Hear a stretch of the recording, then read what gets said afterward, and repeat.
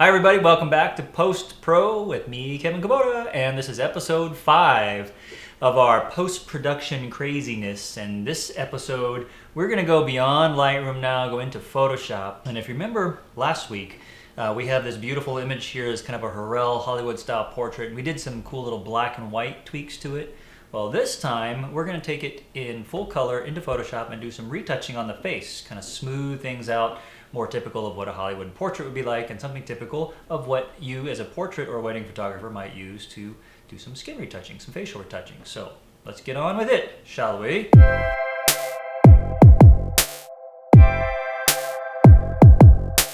Okay, so you remember last week we had this great image here. It's kind of a Hollywood style Harrell portrait. We worked it in black and white last week.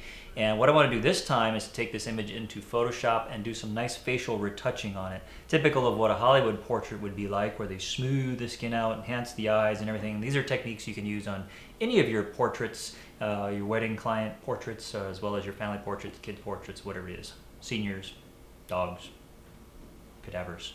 Whatever it is you're into, use these techniques, okay?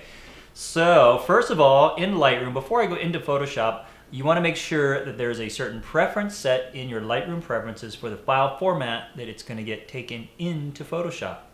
And you find that from your Lightroom Preferences menu. And under the Preferences menu here, under External Editing, I'm going to choose TIFF. You can use TIFF or PSD, which is Photoshop's native file format. I prefer TIFF, and the reason for that is TIFF preserves a little bit more of the native metadata information, and it also gives me the option of compressing the file. If I need to save space on my hard drive, I can use LZW or zip compression. I'm going to use Adobe RGB as my working space once I get it into Photoshop. Some of you, if you are used to using ProPhoto RGB, that's fine. I'm not going to make you stop doing something that you love doing. ProPhoto is actually a great color space to work in. I don't suggest working in sRGB as your working color space. It's okay to send it to your lab once you're done with it in sRGB, but don't work on it in sRGB because you limit yourself as far as the color range and the dynamic range that you're going to be able to squeeze out of that image. So work it in Adobe or ProPhoto.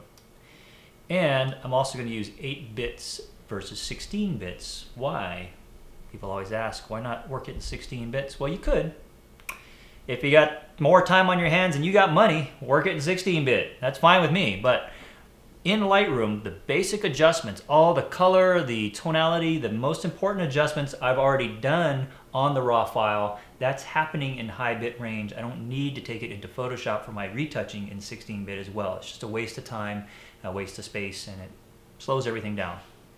So, if you want to be like me, then set it to TIFF, Adobe, 8 bits, no compression, 300 resolution as your external editing, meaning Photoshop format. Now, back in Lightroom, you can use Command E, it's Control E on the PC, to take the image straight into Photoshop.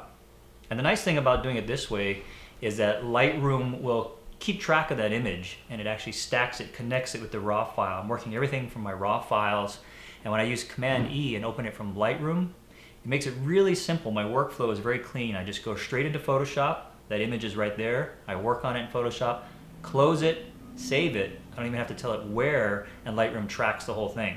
And I just stack it together once I'm back in Lightroom and move on to the next image. So it's a real smooth workflow. A lot of people in my workshops make the mistake of opening it in Photoshop, and then they use the Save As command, and they save it, and they put it in a new spot, and then they have to go back to Lightroom, re-import it, connect it with the original. You don't need to do any of that. That's a waste. Don't do it. Right? Keep it simple. Command E. I'll show you how to do this. Okay, so now we're in Photoshop. In Photoshop, there's my image. I have my palettes hidden. I get a little tip for you. If you want to hide your palettes and just see image, hit the Tab key. Works in Lightroom as well. Tab key. And I can also take this image here and drag it onto my color corrected monitor. I want to see exactly what the colors look like. This is very color accurate. I know my prints will come back looking just like that, which is very comforting to know, just like a warm cup of peppermint tea on a cool morning, sun's out, snow falling all around you, butterflies tweeting around. Okay, I got my palettes hidden. There they are, they're visible. And I want to do some retouching. So I'm gonna bring this image back to this monitor so everybody can see it. And the first thing I'm gonna do is zoom in close to take a look at my image and figure out what the heck I need to do. And the first thing I wanna do is to smooth out the skin. Now, if there are any pimples, any other little major blemishes, I would retouch those away. And I'll show you how to do that on somebody who actually has some blemishes. This girl's too close to perfect. What I wanna do on her here is just to smooth things out and enhance her eyes. So let me show you kind of some techniques that I use for that. First thing I'm noticing, I don't know if you can see this on your screen or not, but the shadow under her nose, which is called, it's the butterfly shadow, which is indicative of butterfly lighting, which is this Hurrell lighting that creates that shadow under the nose. That's the whole thing. Butterfly lighting, butterfly under the nose. Doesn't really look like a butterfly, but I'm gonna go with it. And that shadow right now has a red cast, and that's from some of the existing ambient light that's actually filling those shadows.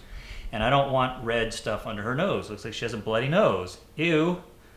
So I'm gonna use a little trick to clean that up and make the shadow just a neutral tone, same as her skin. So first thing I'll do is I create a new blank layer right there on my layers palette, and I'm gonna change the blending mode of that layer to color blending mode. I'm using color blend mode because it allows me to paint. If I take a brush with my brush tool, B for brush, set the opacity to 100%, and set the size of the brush to something reasonable, like the area I'm gonna paint here. And what I'll do is I'll hold down the Option key, okay, and I'm gonna click on the skin, the dark skin color under the nose that's still lit. So you can see right here on your screen, I'm clicking right there, or right here, getting some of that brown skin tone. Option or Alt on a PC, click, and that puts that color into my color picker, which means that's what I'm going to paint with. Now I take my brush and basically paint in that shadow area, and you don't have to be too precise, over the red. Now you notice the red, which was once red, now just turns brown or dark, same as the skin tone. Okay, if you want to have a little bit of the original color and not the new color, use your opacity slider and fade it back so it's a little more natural. Now I have just a wee little hint of it. There's before and after. And you notice now the red cast is gone. The detail, the shadow tone, everything original is there, except for the red cast is gone. So now we have a clean dark shadow under her nose. The other thing I may want to do is to enhance the color on her lips. You can see her lipstick color could have been a little darker. It's a little washed out.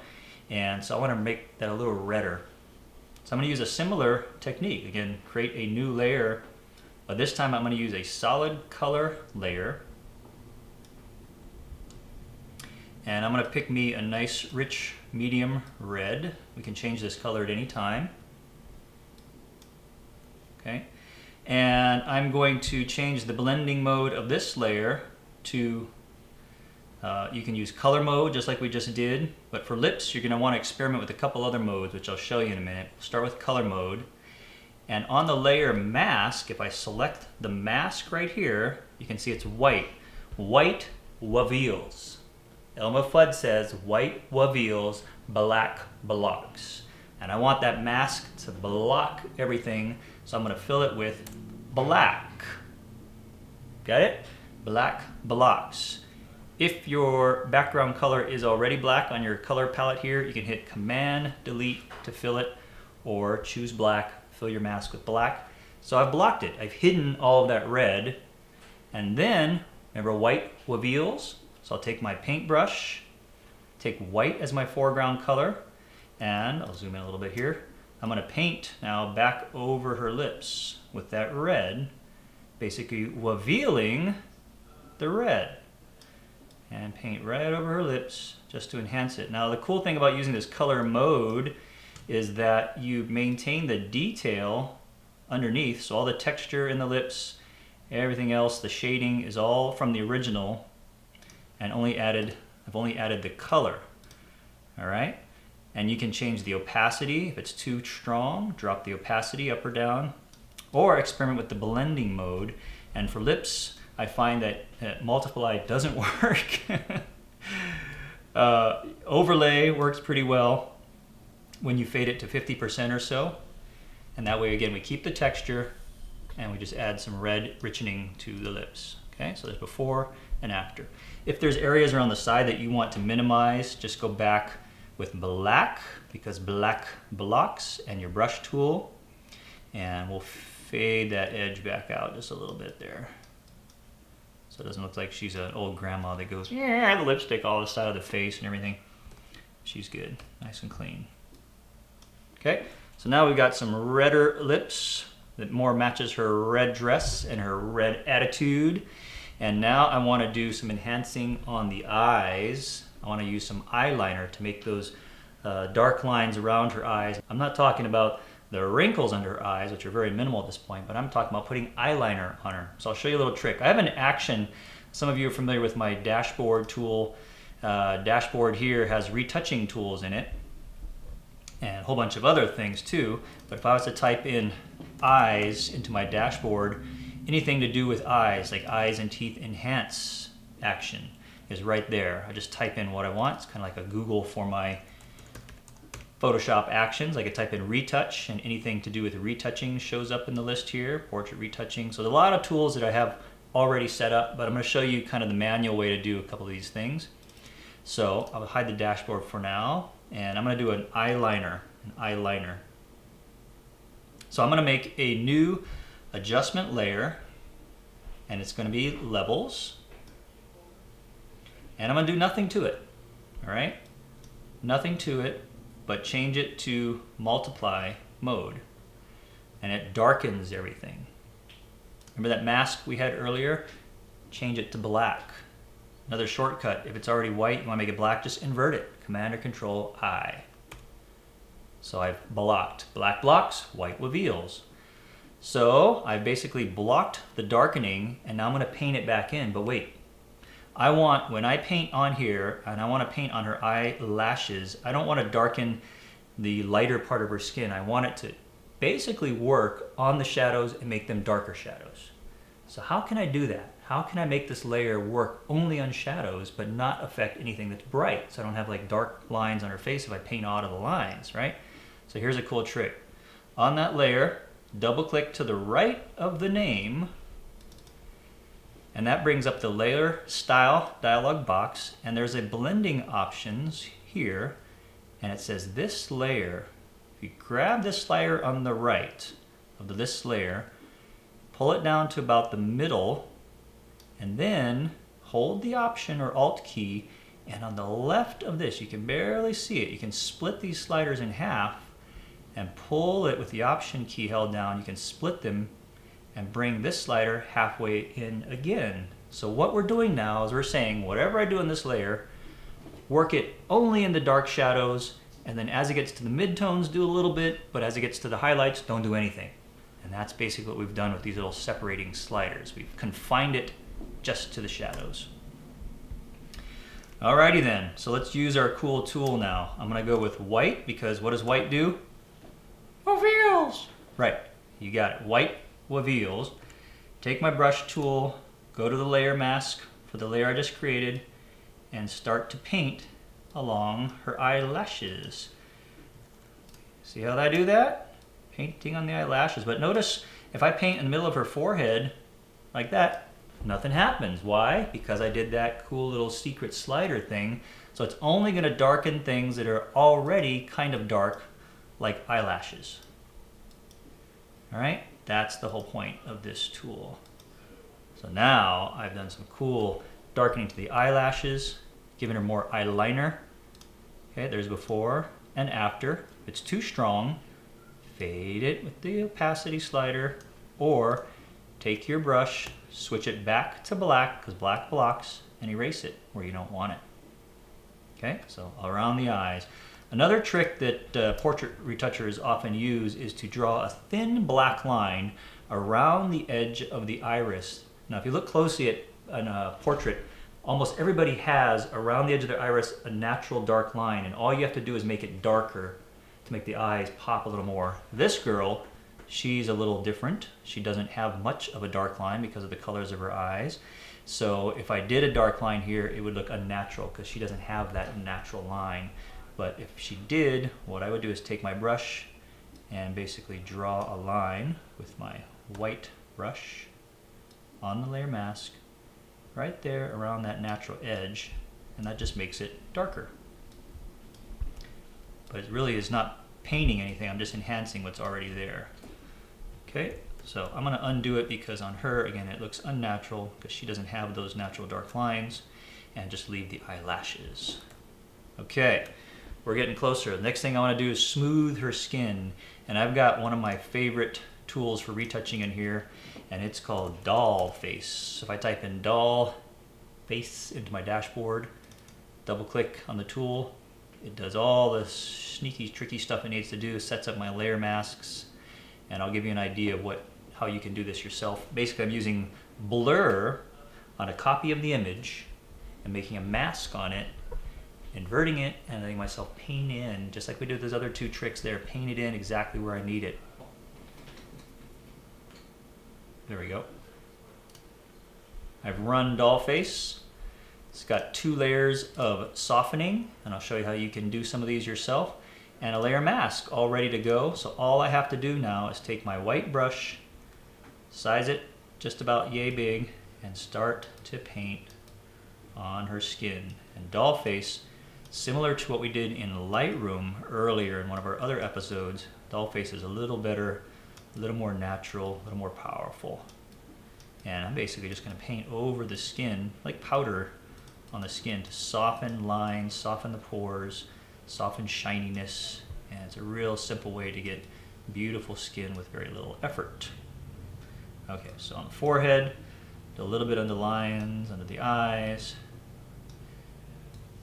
Okay, along her cheekies, under the nose, and she's looking nice and smooth. All right, what a doll. Okay, so there's before and after, before and after. And you'll notice how it takes the contrast down, takes some of the little mottled look out of the skin, and without having to do a whole lot of cloning and retouching. And there we go, beautiful eyes. There's our original. Zoom in a little bit. The original and after. So notice we did very subtle work, not making her look like a freak of nature or something like that. We don't make her look like Barbie, but we do want her to look smooth, bold eyes, and a little more color to lips where naturally wasn't there. And we've got a beautiful retouched portrait now, ready to go. So tune in next week and we'll take it a little further. I'll show you how to remove lines from under the eyes and a few other little tricks in Photoshop. We're going to start getting into some fun, tricky stuff in Photoshop, like adding textures and borders and really making your images come to life the way you just can't do in Lightroom alone. So, you know, half the fun of taking photographs is actually the post-processing, and I really believe that only when you snap the shutter, only half the work is done. Almost every single, I say 99.9% of all the photos that I process are taken in camera and in the computer, worked on in Photoshop just as much as they are in the camera.